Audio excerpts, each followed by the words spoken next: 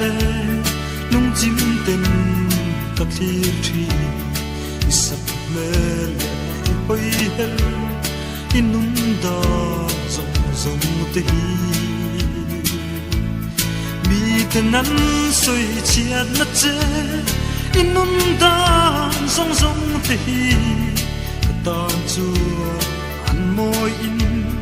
ít thua môi ran lâu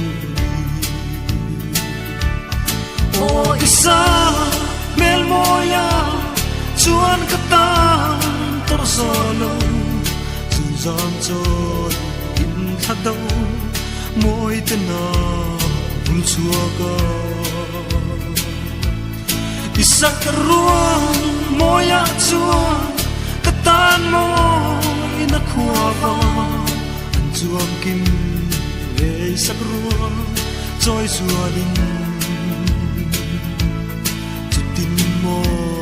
isak me chu ka han clear trina an se tong kho vel meu po alang thar thin asin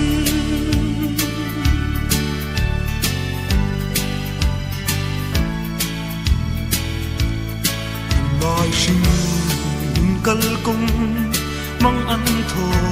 in buai la ten lung mai trinin she ong tua thin mai la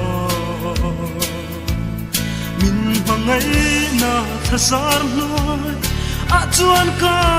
ha dam thina min bangai na moi te chuan min thoi dam thina sin o isa mel moya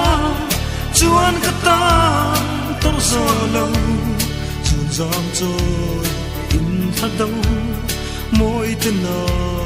bul chua ka isak ruang moya chuan katan moi na khwa va an chuang kim le isak ruang choi zua din chutin mo sak me chu ka han clear trina an se tong kho vel meu po alang thar thi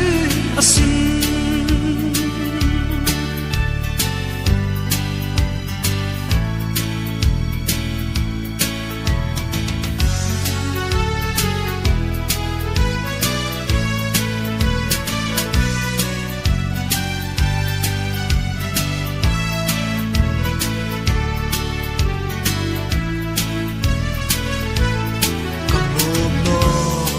kim tu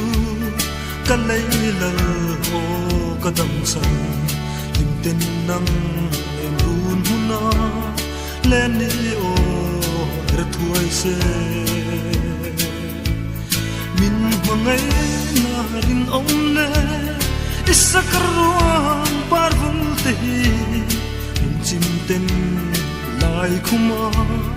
zal pui hun tur ka lel